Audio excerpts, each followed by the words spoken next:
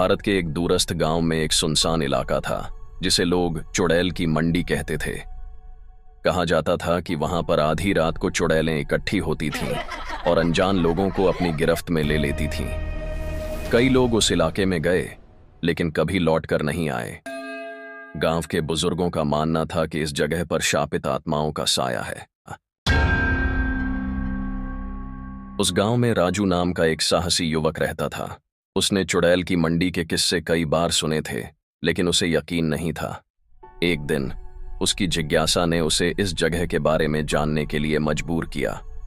राजू ने अपने दोस्त मोहन को साथ लिया और आधी रात में चुड़ैल की मंडी जाने का फैसला किया।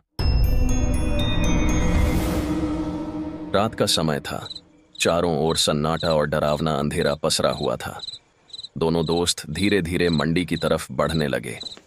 जैसे जैसे वे आगे बढ़ते गए, एक अजीब सी ठंडी हवा उन्हें घेरने लगी और चारों ओर से अजीब आवाजें आने लगीं। मोहन ने डरे हुए कहा, राजू, यह जगह मुझे ठीक नहीं लग रही, हमें यहां से लौट जाना चाहिए। लेकिन राजू जिद पर अड़ा रहा। राजू और मोहन जैसे ही उस काली छाया के पास पहुंचे, उन्होंने देखा कि वहां पर कई चुड़ैलें इकट्ठी थीं जो अजीबो-गरीब मंत्र बोल रही थीं। उनमें से एक चुड़ैल ने उनकी ओर देखा और एक भयानक अट्टहास किया। उसकी आंखें खून की तरह लाल थीं और उसके बाल बिखरे हुए थे। राजू और मोहन की सांसें अटक गईं और वे पीछे हटने लगे। तभी चुड़ैलें उन पर हमला करने लगीं। दोनों ने भागने की कोशिश की लेकिन मंडी के चारों ओर एक अदृश्य दीवार थी जो उन्हें रोक रही थी। राजू ने अपने होश संभालते हुए अपनी जेब में रखी देवी माँ की एक छोटी मूर्ति निकाली और चुड़ैलों की ओर दिखाने लगा। देवी माँ की मूर्ति देखते ही चुड़ैलें चीखने लगीं और धीरे धीरे पीछे हटने लगीं।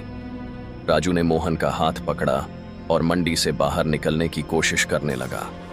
जैसे ही वे दीवार के पास पहुंचे, मूर्ति की शक्ति से वह दीवार टूट गई और दोनों बाहर निकल आए। राजू ने महसूस किया कि कुछ सही नहीं है। वह पीछे मुड़ा तो उसके दिल की धड़कन रुक गई। मंडी की प्रमुख चुड़ैल उसकी पीठ के पीछे हवा में झूल रही थी। उसका चेहरा विकृत और आंखें अंगारों जैसी जल रही थीं।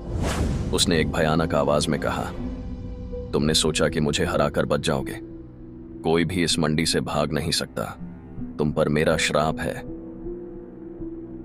मोहन की चीख निकल गई लेकिन उसके मुंह से आवाज नहीं निकल रही थी। चुड़ैल का हाथ धीरे धीरे उसकी ओर बढ़ा और उसने उसके कंधे पर ठंडा बर्फ जैसा स्पर्श किया। राजू ने उसे बचाने की कोशिश की लेकिन उसका हाथ चुड़ैल की शक्ति के सामने कमजोर पड़ गया। उस पल राजू ने समझा कि वे कभी इस मंडी से पूरी तरह नहीं बच सकते। यह मंडी उनका पीछा करती रहेगी जहां भी वे जाएंगे।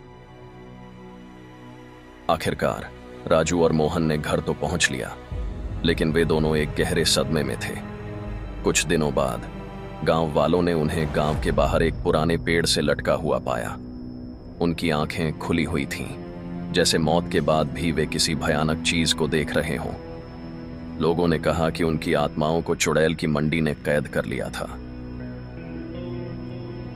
गांव के लोग आज भी चुड़ैल की मंडी की कहानियां सुनाते हैं और उस जगह के पास जाने से कतराते हैं। कहते हैं जो उस मंडी में एक बार जाता है वह फिर कभी पूरी तरह लौटकर नहीं आता। चुड़ैल की मंडी का श्राप अब भी वहां जिंदा है, इंतजार करता हुआ कि कब कोई और उसके डरावने जाल में फंसे।